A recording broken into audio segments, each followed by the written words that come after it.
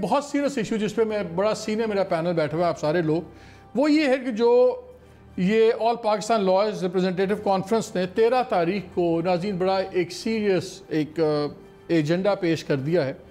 और जिसमें उन्होंने 5-6 डिमांड्स की हैं चीफ जस्टिस ऑफ पाकिस्तान से। एक तो उनके मॉडल कोर्ट्स को उन्होंने कहा कि जी आप ख़त्म करें, वरना और ये सारी चीज़ें ख़त्म हो रही हैं, वरना 25 अप्रैल को जाके एक हड़ताल करेंगे, धरना भी होगा सुप्रीम कोर्ट के आगे और जो बाद में तहरीक भी बन सकती है, इस पर हम बात करेंगे डिटेल में। फिर उन्होंने कहा है कि जी जौन सा 184(3) है, इसके ऊपर भी उन्होंने कहा है कि जी इसमें ऐसे जो बेंचेस बनाते हैं चीफ जस्टिस फॉर एग्जांपल, पहले वो चीफ जस्टिस की ख्वाबदीद खुद नहीं होनी चाहिए केस फिक्स करने की, बेंचेस बनाने की, बल्कि उसके अंदर वो सीनियर कोलीग्स को भी इस्तेमाल करें साथ, ताकि एक बंदे की हाकमियत ना हो। उसके बाद उन्होंने कहा है कि जी जो सी एक तो जज का पर्टिकुलर की एलिवेशन का फंडा है वो तो अलहदा करेंगे, लेकिन जो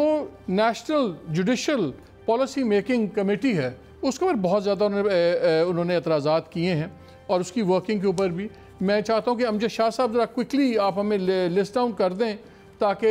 हम सब के व्यूज़ ले लें। ज़रा क्विकली अपने जो की डिमांड्स हैं 4-5 उनकी शाह साहब बात करने। हमारी जो सबसे बड़ी 2 डिमांड्स, एक 22 से 22B के हवाले से और एक मॉडल कोर्ट्स के हवाले से, जो national judicial policy making committee ने अपने हालिया जो उन्होंने पॉलिसी बनाई है उसमें उन्होंने जो इम्प्लीमेंट करने की कोशिश की है, हम ये समझते हैं कि ये जो प्रोसीजर है CRPC और मैं नाज़रीन को शाह साहब एक सेकंड मैं आसान लफ्ज़ों में बता दूं, ये वायलेशन है।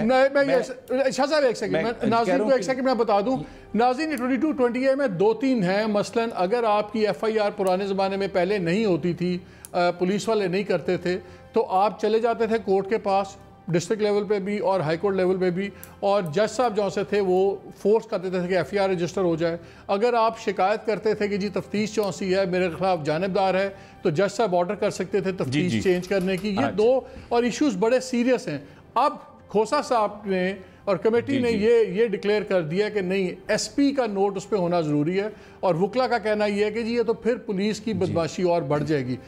इसमें इतना फटा क्यों है, स्टैंड ऑफ क्यों है? इसमें इस तरह से है कि बेसिक लेजिस्लेचर ने जो लेजिस्लेशन की है, कोर्ट्स का काम है उनको इम्प्लीमेंट करना। कोर्ट खुद से न तो जो लॉ है उसको लेजिस्लेट कर सकती हैं, ना उसको अमेंड कर सकती हैं, उनका काम सिर्फ इम्प्लीमेंटेशन है। जब कमेटी कोई लेजिस्लेचर का बनाया हुआ कानून उसमें कोई कदगन लगाए या उसको तब्दील करे या तब्दील होता हुआ नजर आए, मान क्यों नहीं रहे? इतना झगड़ा मैं तो पूछ रहा हूँ, इसमें चीफ जस्टिस साहब को क्यों इतना एतराज क्यों है आपका? उनका ये तो बड़ा इजी है रिजॉल्व होना मसला, ये हड़ताल की बात इस पर क्यों आ रही है? ये इजी असल में मसला ये है कि चीफ जस्टिस साहब के साथ 28 तारीख को हमारी मीटिंग भी हुई थी, तमाम रिप्रेजेंटेटिव मेरे साथ मौजूद थे और हमारी उनसे बात हुई और चीफ जस्टिस साहब ने इम्प्लाइडली मान भी लिया, हमसे वादा भी कर लिया कि वो कमेटी का इजलास दोबारा बुला के जो आपकी रिजर्वेशंस हैं हम इस पे सोचेंगे और इसको रिव्यू करेंगे। लेकिन बदकिस्मती से इतना अरसा गुजरने के बावजूद न इवन की मीटिंग तक कन्वीन नहीं की गई